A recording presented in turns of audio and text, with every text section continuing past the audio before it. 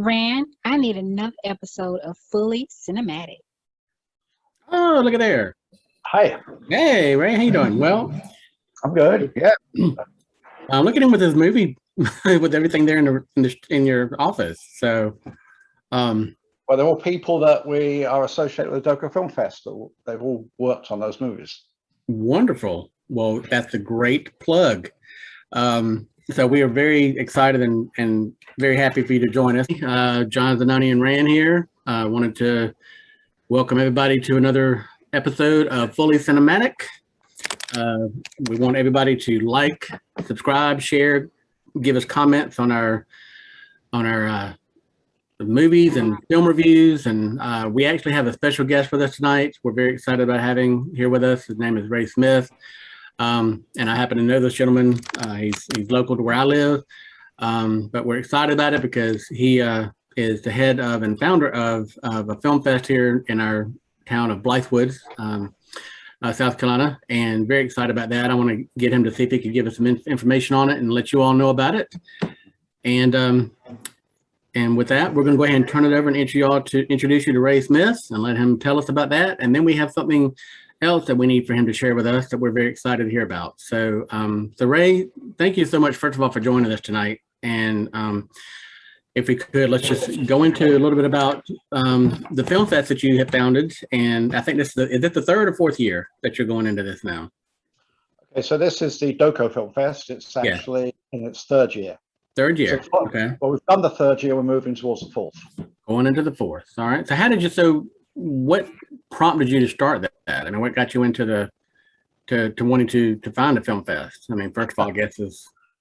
Well, actually, it's because of an experience I had at the Beaufort International Film Festival.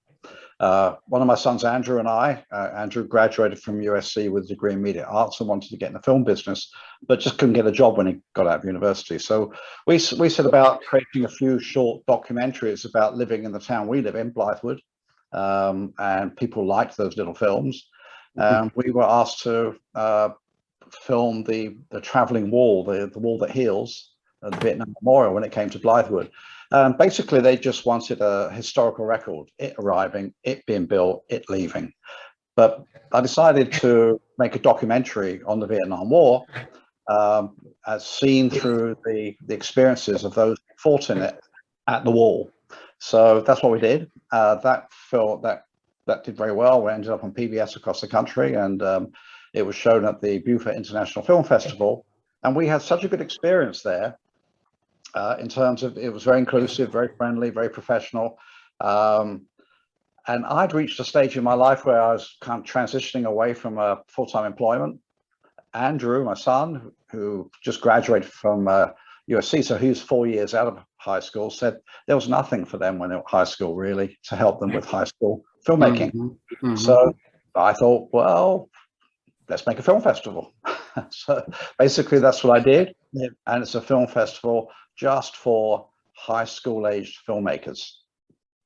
That's amazing. Well, let me just tell everybody, the audience, that I did see the film about the documentary about the traveling wall, and it is very, very moving. And unfortunately, I never did actually make it to see the wall, which it just still bothers me to this day. But I was able to actually watch that, and I did see where they had it on PBS. But it's very, very moving. So if everybody gets a chance, please take a look at it. It's great.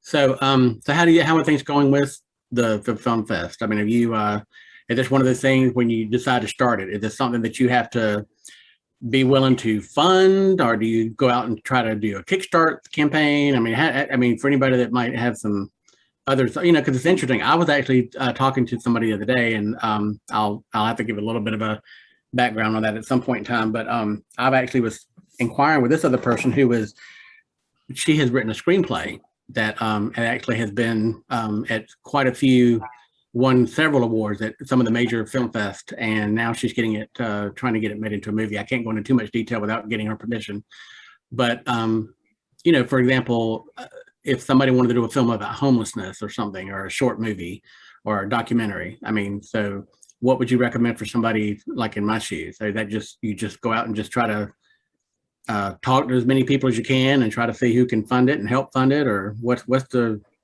avenue to go about? Has it been a positive experience, all positive, some negative? I mean, what's your... Well, there's a ton of questions there. So I'll tell you what, I can't tell you what to do. I can tell you what I did.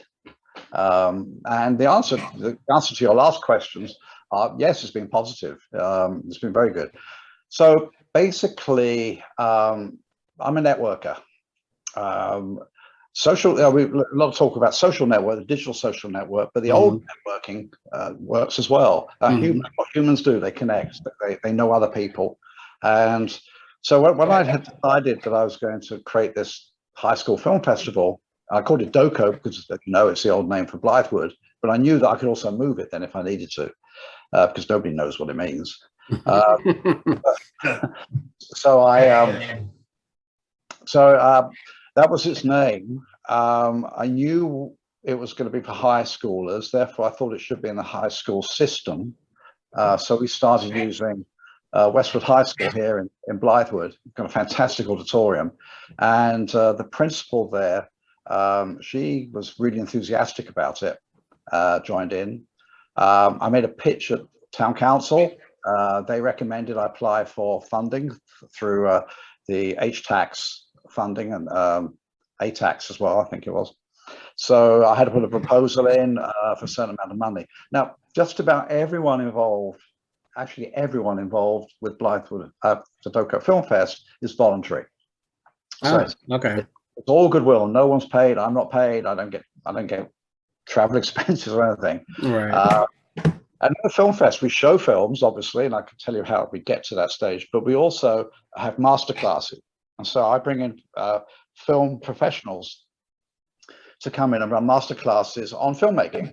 So the first person I reached out to, who I heard about has been local, was Michelle Eisenreich. And Michelle Eisenreich is a double Oscar winner from Blythewood, and she got Oscars for 2 of the films back there, First Man and for Blade Runner 2049 for visual effects. She has grown and grown and grown in her career, and she's now executive producer for Industrial Light and Magic, I think, the Disney company. Oh my goodness. Oh my gosh. So as soon as I actually got hold of her, which is very difficult to get hold of people like that, and I told her what it was about. I didn't even finish my sentence. I'm in. What do you want me to do? And she said, when I was at high school, there was nothing. Something like this would have been fantastic for me. Wow. That is the answer I got from everyone I spoke to. Because really, and in terms of high school age filmmakers, there's a big festival up in New York, and then school districts have them across the country. But I wanted to create a very professional feeling one with, you know, professional filmmakers. So the kids making films can network with the professionals, talk about careers and all the rest of it, and get tips and hints and classes. And that's basically what we do. And so I gathered other people. We have, for example, the guy who plays Michael Myers in the Halloween movies. He comes, he loves it. James Jude Courtney is his name. Another local guy. We have a variety of different people. Some are local videographers and some are kind of big movie types. And it makes for an interesting mix. I mean, we also have judges. We have about 10 judges that are all video professionals, including those people. We have a criteria. We get the submissions in through Film Freeway. It's just like all the adult film festivals. And you come in, you put your films in. They come to me, and then we have a criteria. The judges judge them, and we select the films that we're going to show in the next film festival. And we invite the filmmakers if they can make it in. Now, when we started, it was the ambition was really just to do a high school film festival for South Carolina and surrounding states if they could come in. But it's now national, and in fact, it's international. So the 2020 film festival that I've called the COVID festival, we showed a film from China, and so we get films from Canada, from Europe, from China, obviously, and oh my gosh, so it's really grown. Now, if you ask us, has it grown in terms of income to support the film festival? No. Yeah. Well, so, but it's great. I mean, they love it. The people that work with me love it.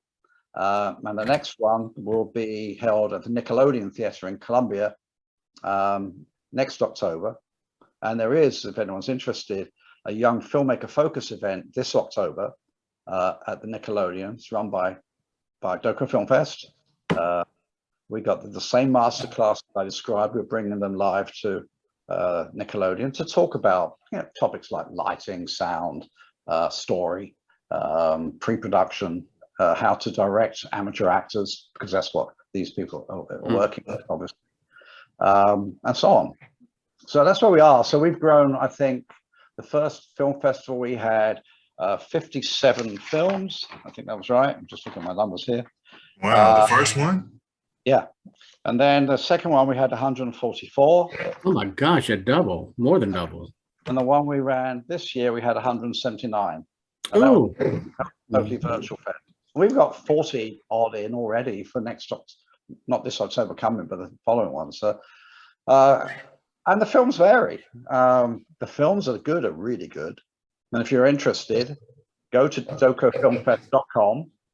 Go to About, and you'll see the reels for the winning films for 2019, 20, and 21. mm-hmm. You go to 21, look at that, the winning film and a couple of the others there. They're fantastic. I think people think they're not going to be that good. They're brilliant. Well, now have the young filmmakers that have entered these in the past, have they gone on to other things? Do you know? Have they stayed in touch with you or anyone to? A couple have, but I don't know what they've done. I know most of them have gone to college and university. I know some are looking at building film careers. I don't know how they're getting on with that. So that's what I've heard. So how did you? So now, all right. So two questions. The first is, so is Andrew, your son Andrew, is he very pleased with what's been done? I mean, did he really expect it to reach this level? I mean, I know you said you started off with him because it was difficult for him as coming out of high school to get into film. Is he seeing that this is the move in the right direction and had that? He's got to be just tickled to death about this whole fest. And is he involved? Not really. He does a bit for us, but he's very busy with your place. He's yeah, where I work. Yeah, at Blue Cross Blue Shield. Yeah. Which he loves, and we have done other films since then. Andrew and I, documentaries. They haven't made it to TV, but ETV, the local PBS station here, has a couple of them that they used. But his career has been the thing that's taken off. Sure. He's well, I think, in part because of that experience.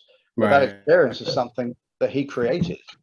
It wasn't something that was gifted to him. He worked at it. I mean, he was the camera guy, the editing person. He learns a lot via YouTube. We worked together. It was a really good experience for me as well.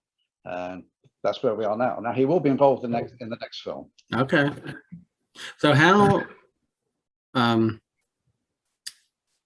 did you have any interest in film? Or I mean, you said he was obviously with the work he does. You said he's the video graphics or things at the office where I work. But what about film and entertainment and things like that before? I mean, before he went into high school, but did you see that he was leaning towards wanting to get into some sort of video, web, film? I mean, how did his in your progression? I mean, did you have any interest in film before as well? Was this, Well, my profession's education. I was the Dean for Executive Education at the Dartmouth School of Business here at USC, and before that at Duke. Now, you would think, well, what's that got to do with film? Well, learning has a lot to do with film. And so I was very interested in how learning happens in the mind. And telling stories is a far more effective way of getting your point across, getting learners out, just giving facts and facts and facts on PowerPoint. Definitely. And so in order to do that, I was introducing film as a means to tell I call them learning parables. They ran alongside what we were doing. Andrew did get involved with that. So occasionally I'd work with a studio and I'd bring Andrew along and he'd get to operate a camera, that kind of thing. I think that's it. But basically, we used to just sit, my other son David as well, and we'd watch movies, and rather than just watch them, we would talk about them. And effects were being created. So I don't know. You'd have to ask Andrew that question, but Sure. I didn't know he was going to go into film, nor did I think I was. It was one of those things that kind of bumps along. But for me, I can see a very clear line between my interest in learning and actually before that, psychiatry and healthcare and learning and film, especially documentary. So I would apply learning theories to that Voices from Vietnam film. Sure. So there were a lot of things in that came from, well, how I think the mind works, how it retains. Now, are with the film fest and the submissions, are there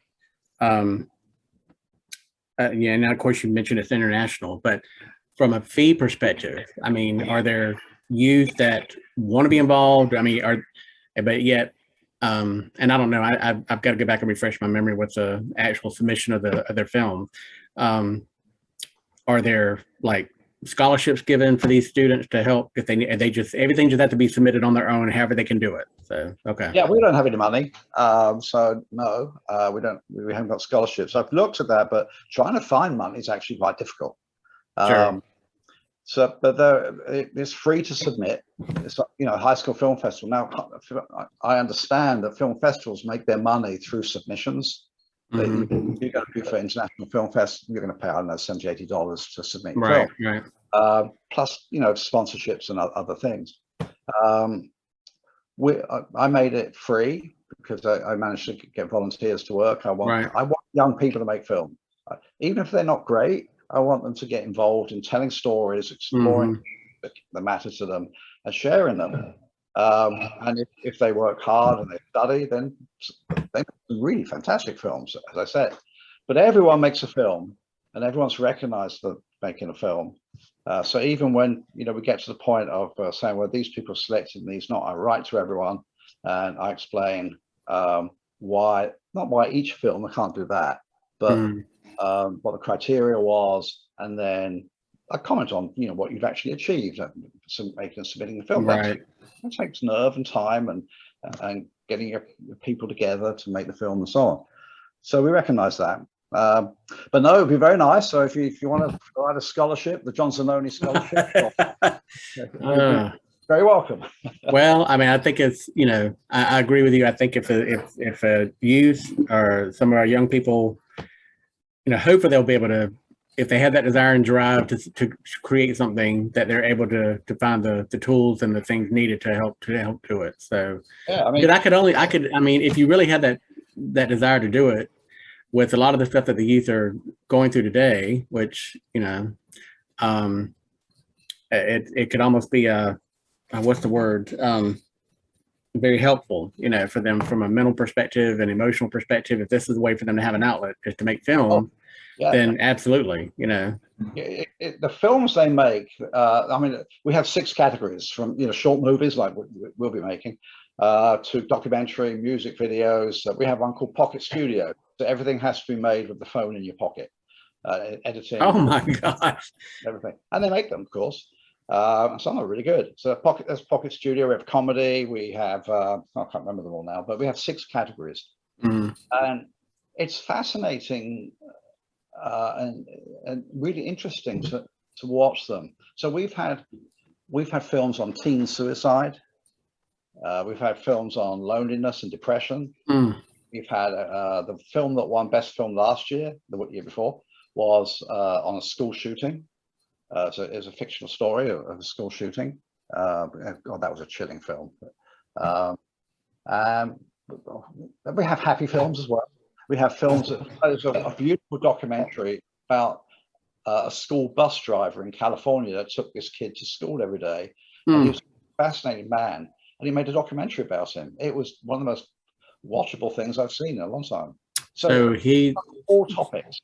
So all across the board. All over. Wow, that's awesome. That's great. It sounds like you get a lot of films that are relevant to the high school experience. Oh, absolutely, yeah. I mean, some of them have nothing to do with the high school experience, but a lot do. And so I will show. Sometimes a film might not make it from a, maybe better, there may be better films that have got through to screening, but sometimes there's a good film that's covering a topic that I think is really interesting that the audience ought to listen to. Right. So the one on teen suicide was an example of that, and there were others. It was a great film. It was very simply made, but it was shocking, and I think people need to understand what's going on for young people. So we show it. I got a question, Ray. You told us that you had, I think it was last year or the year before last, you had around 144 entrants. How many films do you typically screen during the festival? Well, about 24, 5. So Okay. it's got a lot of whittling down, and it's not easy. Right. And I try to build systems in, so we have a criteria.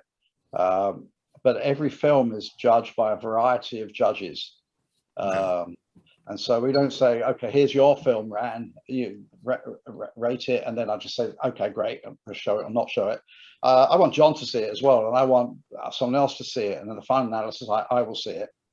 And so sometimes every judge sees the films. It's getting more challenging with more and more films coming in.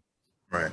But what we're trying to do is, focus on the quality of the film and the story, but also take away bias that might be inherent in we all have that. And so you see, if you don't like, for example, you don't like rap or you don't like rock or whatever, you see a music video that's rap or rock, you might say, well, I don't like rock, therefore I'm not going to do it.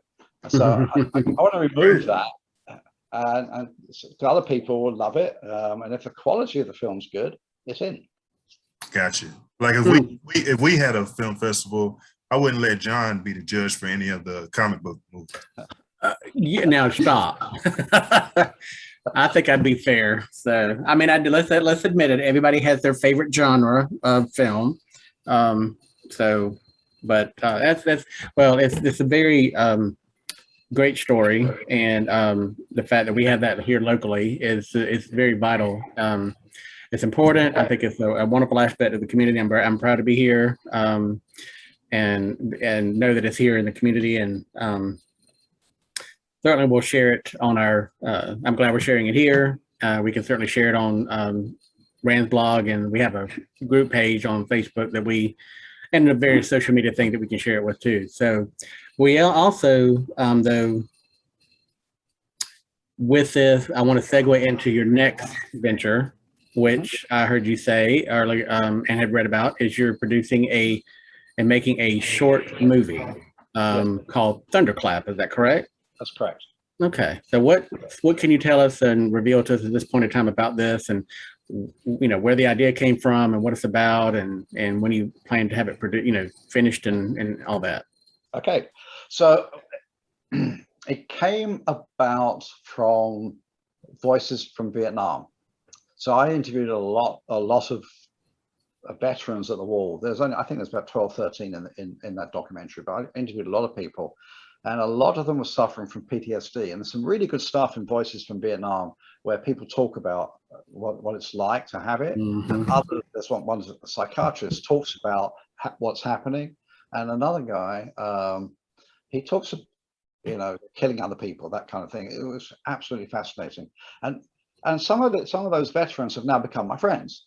So in fact, tomorrow morning I'm going for breakfast with one of them, and we just sit and chat. Yeah, so it's awesome. Been good for me in many ways. So I listened to their stories. My background, as I said, was actually in psychiatry and therapy and that kind of thing. And so PTSD, I didn't know back then it didn't exist as a name. But so I had a kind of an affinity with thinking about it, at least. So I had in the back of my mind the emergent story. Now, Andrew and I, my son, who made the film with me, we went for a walk around here, Clemson place down the road. And we were talking about what to do next. And this was just after the film was made. And we were thinking, Andrew wanted to make it short. So we just started sharing an idea, and it started emerging, this idea of having a Vietnam veteran with PTSD, and how we could build the story out. Well, nothing really happened. Andrew got into his career. I got into, I I retired from USC, then they brought me back again. So I got good but the story was in my mind, and I actually wrote some notes down for the story. Now, come up to the present day.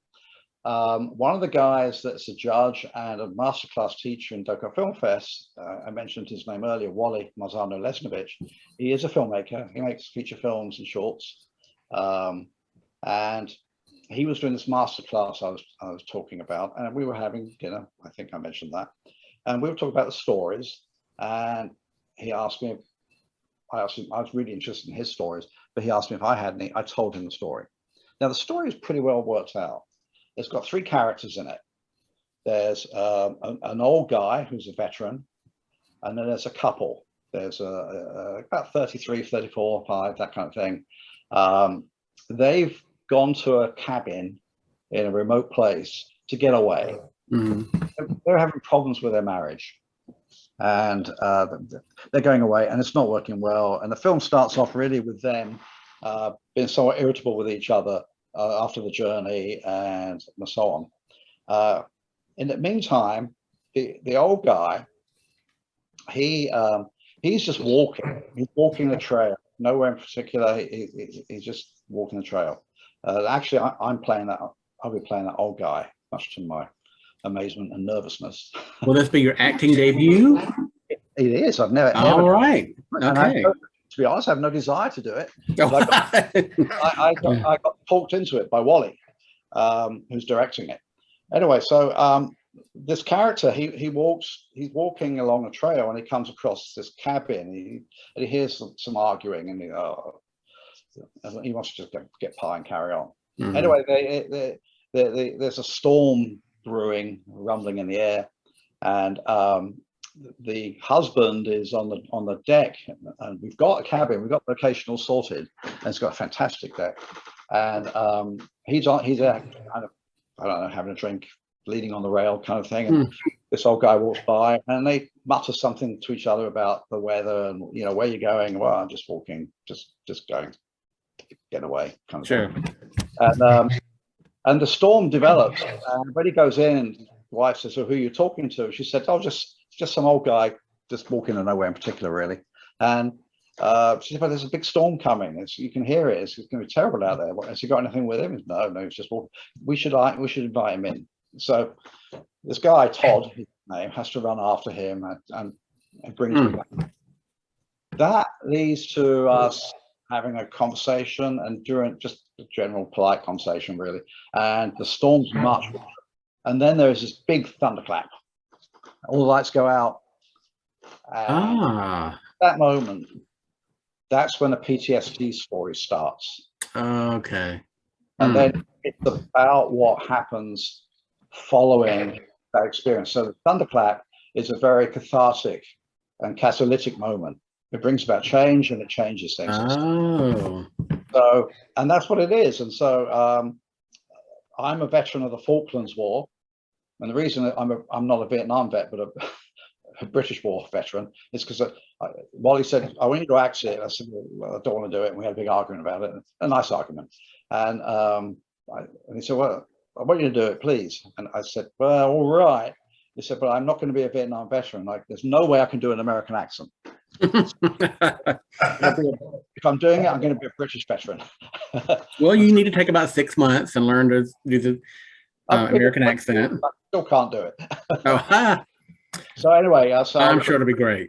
I was in the Falklands War, at a real event, the bombing of the Sir Galahad, which is a ship in the Falkland Islands. Anyway, so I won't go through the whole story because there's some twists and turns in the stories, but that's essentially the nature of it. So where we are now, we have the location. It's a fantastic cabin, really fantastic place, very rustic, but very comfortable, very interesting, in a really peaceful location just outside Prosperity, South Carolina. The guy who runs it, his name's Mike Biedenbrow.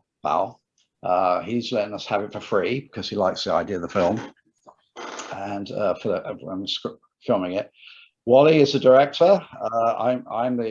It's my story. I'm the screenwriter. He helps with the screenwriting. I'm the producer. So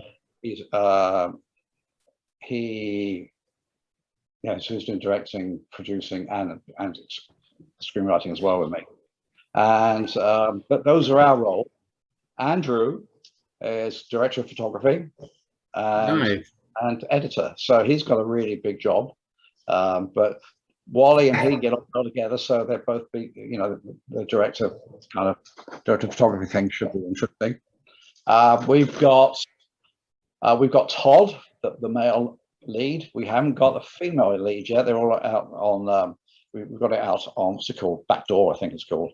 But we haven't found anyone suitable yet because we haven't got, we haven't got much money. So we do have an Indiegogo operating crowdfunding. So we're really hoping to work with people that either love the story and are prepared to do it not much, or maybe they're out of work at the moment and want their names to be on credits and things and have the experience. But also Wally makes other films, so there may be some connection for them there. So we've got Todd lined up. We have wardrobe, makeup, and that kind of thing lined up. She'll be joining us as well. And we've got various other people coming aboard. We're still looking for lighting, some to do lighting, some to do sound.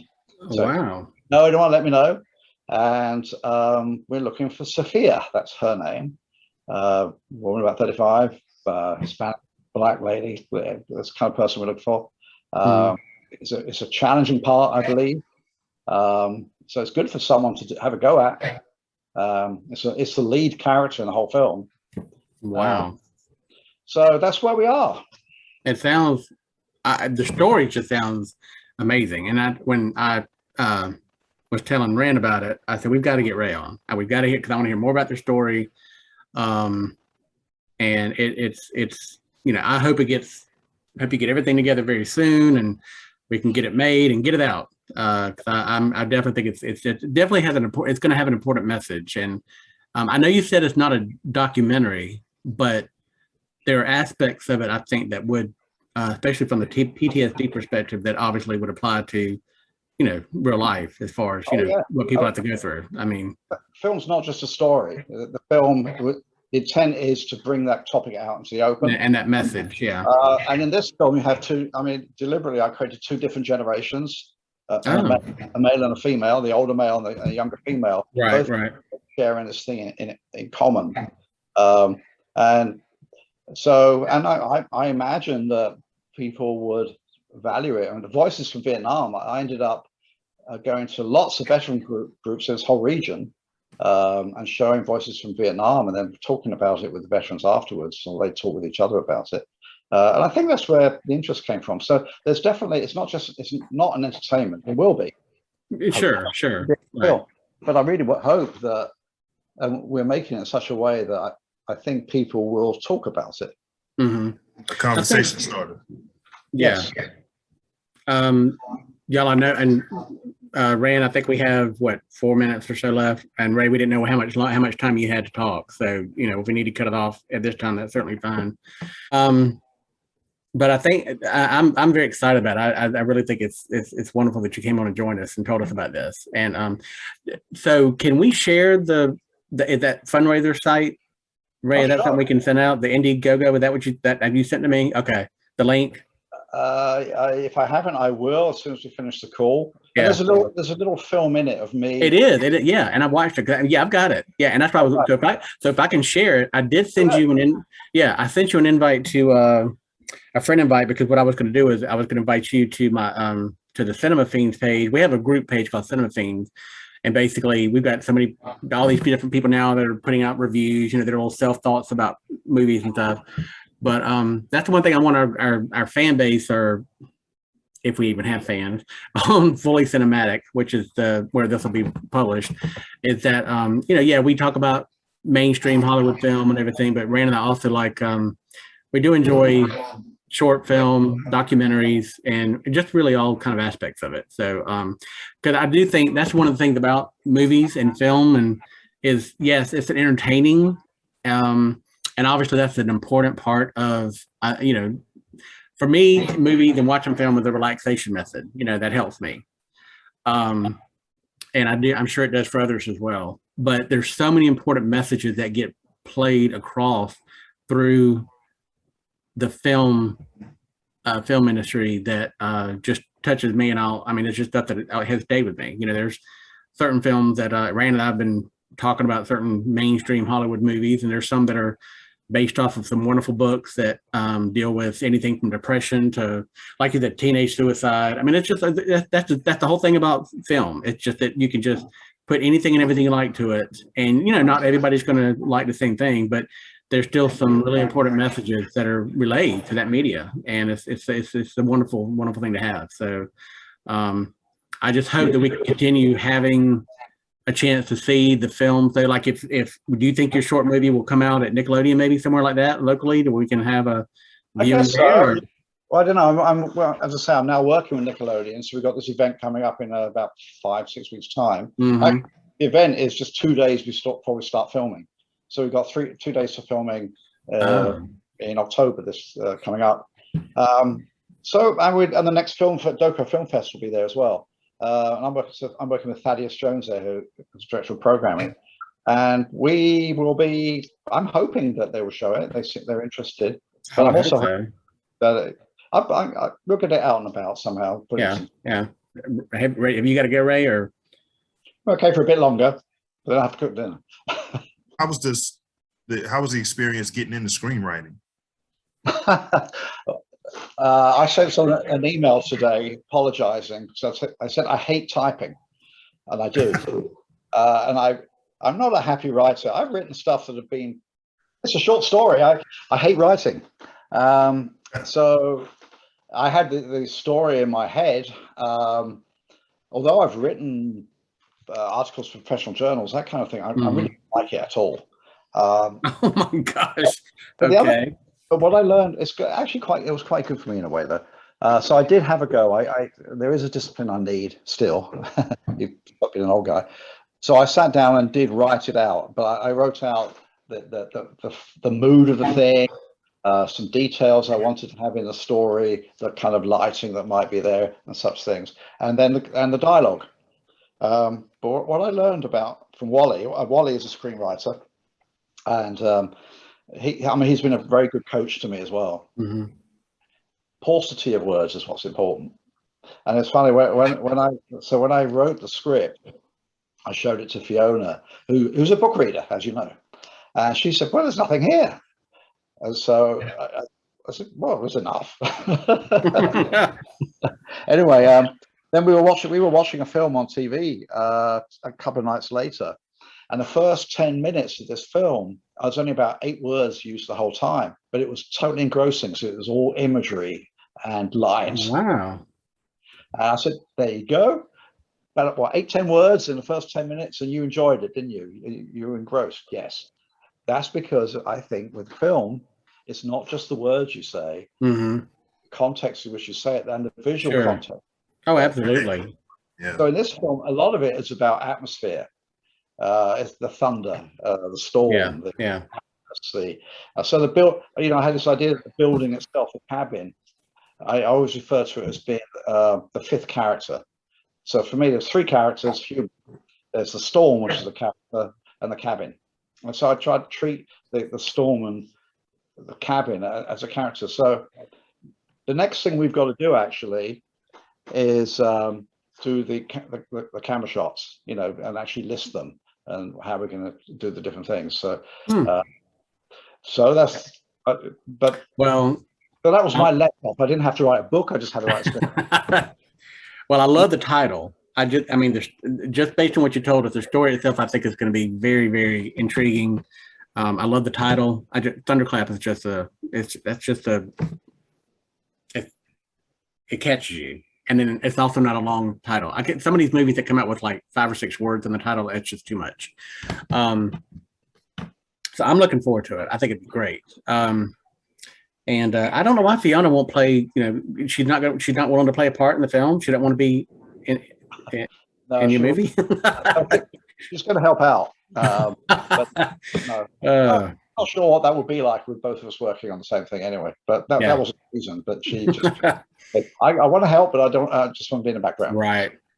Well, I'm very, very tickled about the fact that you did join us, and I hate to take because I've told Ray Rand for the longest time. I thought I need to get in touch with Ray. He's over at Doko Film Fest and get him on here and we can be on because Rand. Well, and just so you know, I mean, Rand and I actually only started this. I think you and I were talking about this tonight, Rand. We've only been doing this a little less than a year, Right. Yeah. So it's really not been a long time that we've been doing this, and there's things we've got to learn. In fact, I'm sure you're probably now that you've had years of experience with film, you're probably thinking, okay, but they need to do this, they need to do that. So please be gentle on us if you give us any feedback. So, no, we're very pleased to have you on here. It's been a great chance to have you come and talk to us about Doko Film Fest as well as your upcoming short film. Can't wait for it to come out. I hope it won't take. Do you have a projected timeline when you think it might be able to be completed? Well, we finished filming at mid-October. Oh, 6-7 weeks time. Now we might have to do some other bit of filming out for some outside scenes. We have music being written as well for the film by a friend of mine. Oh, wow! So original score and everything. Wow. Oh yeah, it's really good as well. Hey, I don't know if you knew this already, but John's actually a undercover guitarist. So no, I think not. That's not even. In fact, you would pay me to stay away from the set. You wouldn't even want me to try to play anything on it. So, but just then we got to edit it. Okay. So now Andrew is the editor. He's going to need help, so we need to find someone to help him. But the difference between when we made Voices for Vietnam, the entire crew was 2 people, Andrew and me. We did everything. Now there were other people who help us for some of the filming. Some guys from a company called Zero Gravity, which is a local kind of video thing. They do lots of corporate work and such. So they helped us as well. But we did. Andrew, I can't edit. I don't have no idea how to start. But he's good at it. Editing it. I will keep an eye on the story. That's kind of my role. But now he's got maybe 1-2 cameras and maybe multiple takes of the same thing. So for example, if I'm doing my bit, I'm assuming I'll be saying it more than once to try and get it right. Right. And so Andrew and Wally, they're going to have to go through all that, selecting the best parts. So that I know from Voices from Vietnam, where I found my job was to find the story and the kernels within the interviews that told that story. Right. That took forever. Now that's 1 camera and not multiple shoots. So I don't know how it's not long. So I tell people spring. I'm imagining it. It could be before then. I don't know. But I has a job. So yeah, right, true. And a new baby. So that's right. Got that wonderful new grandbaby. So yep. Oh yes. So all of that is there as well. So I don't know. I mean, that's part of our planning. He's going to need help. So I think spring seems reasonable. Yeah, and I guess that means that would you then submit it to some of the other film festivals just to see how things? Oh, definitely. I mean, in fact, one we're definitely submitting to will be the Beaufort International Film Festival, because that's where Wally and I met, and that's where Voices from Vietnam were shown. And right. With me. So I would love to go there for that. I love Beaufort. That's one of my favorite cities in the world. So, and it's a big film festival. And I have got to come down there for that. I'm gonna have Rand. We're gonna have to do a road trip. That'd be awesome. So. Yes, we're going. I know you want. Wally wants to put it to Tribeca and places like that. So we'll do that. See what happens. Ray, you told us that you had to be talked into starring in Thunderclap, but since you started shooting, do you enjoy it more? The answer is no, because we haven't started shooting. Oh. So the answer is, am I enjoying? I think about it sometimes about 3:15 in the morning. Which is not good. I don't know. I mean, we had to do a screen. There's a name for it, but it is where you take the script and you run through it. So we brought in the actor to do it and myself. That helped me actually, because I was very nervous about doing it. And when I finished, they were interested in who we were and such things. And I told them I'd never acted before. And they said, wow, that was really good. You did a good job. And so that gave me a little more confidence. But my anxiety is that I feel like I'm the weak link in the whole thing. So, for that role. But that's just me. Yeah. But, I am kind of looking forward to it. I like doing new things. In fact, all of us are doing something new. Wally's never directed before. He's produced many times. He's written scripts. He's acted in films, all sorts of films. In fact, I watched him last week in I can't remember, A Girl's Name, Ghosts of Nantucket. So I was watching. That was quite good. He's in that. So is he still? Does he reside here, or is he? Is this? He's up in Connecticut. Oh, he's up in Connecticut. Okay. Okay. So what do you foresee then? Is there anything else in the works that we might get a sneak peek at, or do you want to drop the bomb here? What do they call it? Drop this little secrets here that might be coming out anytime in the future, or? Well, John, I think you may misunderstand the situation here. This is my little office here. This is not Hollywood. It is Blythe. Yeah. Hey, listen, but you see, we're thinking of you as big time. So, but the answer is, I mean, I didn't know when we started making these little films around here for Blythewood, which is still on the website, by the way, the town council, I think. I didn't know that I'd be running a film fest. I didn't know national. Yeah. I didn't know we were making a short. So I don't know. Yeah. So we're clearly getting on well together. Sure. So I said to Wally a few times and Andy, we're working well together. I mean, we could do something else, couldn't we? So who knows? Yeah. Well, that's good. Well, listen, if there's anything y'all need help with, I'm down for helping, volunteering. So, but I just think it's fascinating. But I know we've taken up a lot of your time. We've taken up, almost an hour, and very gracious of you to come on, and we certainly want to try to help promote Thunderclap and the Film Fest. Keep that going, because I know Blythewood is we're small, but that definitely is going to help keep us on the map, or put us on the map if it hasn't already. But Rand, you got anything else? You have any other questions or anything for our guests? And what I'm thinking of doing, I mean, I was interested in doing this because I know what it's like when you start, and so I celebrate that. Well, thank you. Oh, there you go. So, but that's how that for the very first year, Bravo Blythewood invited me to join them, and right up until, so that was in March we were showing it, and I think in January I had about 10 films.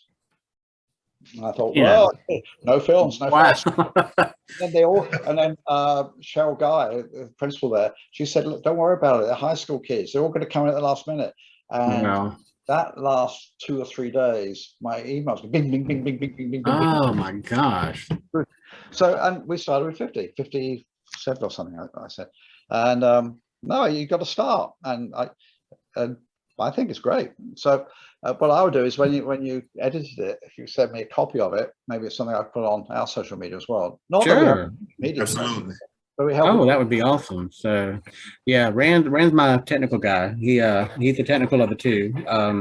He kind of took the Zoom and doing the YouTube thing, and actually he's got us now on you got us out on Apple and the podcast, and we're on Apple, Spotify, Anchor. A couple other Anchor, yeah. So he's getting us out there. He's getting us out there, and I've just got to get the interview piece down, I'm getting there. So well, actually, I thought you did it quite well, because I know you were nervous at the start, but we ended up just having a conversation, and I think that's a very good way to do a podcast. Right. Well, Ray, I have a one last question for you. Yes. Aside from the film festival and your, aside from your work with film occupationally, personally, what type of movies do you prefer? Oh wow! I'll tell you I can tell you my favorite film. Okay. The Third Man. The Third Man. Orson Welles. Yes, exactly. Orson Welles. Yes, and Trevor Howard and others. I just think it's brilliant. And there's a film with not a lot of dialogue, but the dialogue there is very purposeful. It's the way it's shot, really unusual angles, lots of shadows and atmosphere. And there are things like cats or a bouncing ball that joins one scene to the next. I just think it's beautiful. It's tense. It's fascinating subject. It's all set in Vienna. It's not in a studio. It's actually filmed in Vienna, which is pretty heavily bombed in the areas that he was in. Well, wasn't that what he was pretty much known for, other than from a directing perspective? He was known for the lighting and how his use of lighting in his films. And well, it wasn't Orson Welles that directed it. It was something Carroll, I think. I can't remember. But anyway, I like that. I like sci-fi films. I like films that cause me to think. So I like weird films sometimes. Like there's one I watched the other day. Where time is played around with. Where you have to kind of think it through. So I love 2001 when it came out, for example. Yeah. But there was a film called Memento, which played with time. Remember that? Right. Yeah. I like all sorts of films. Basically, I also just like being entertained by films. So I watch most stuff. It's been a great conversation. So, and it's been quite a pleasure having you here. Are you going to be interviewing any other? I know you had a news interview with Columbia Daily. I saw you were in the news the other day. Have you got any other Not lined TV up. stations? No, not as time. But I got on WS10 a few times for the film fest, but I'm not chasing it down particularly. Right. Gotcha. I've got a lot on really, so perhaps I should. Well, we'll wait till the short movie comes out and you get your nomination for Best Actor, performance in a film. We go up to the Oscars. That's an Oscar. Well, this has been fun. I appreciate it, Ray. Thank you so much for doing this for us. And for everybody watching this or listening, everybody watching on YouTube anyway, we'll put the Ray's information in the description so you can go. Yes. His websites and his social media accounts, and we'll put some links on. We'll add some links to the Apple and Spotify stuff too if you're just listening to this. So you can get more information about Thunderclap and Doko Fest. That sounds great. All righty. Well, Ray, thank you so much for joining us and being our guest. And everybody, don't forget to like, subscribe, and share, and add comments and give us your feedback. And until next time, we will join you again on another episode of Fully Cinematic. We appreciate it. Thank y'all so much. Thanks a lot, Ray. All right. Thanks. Bye-bye. All right. Goodbye. Bye. Fully Cinematic with Rand and John.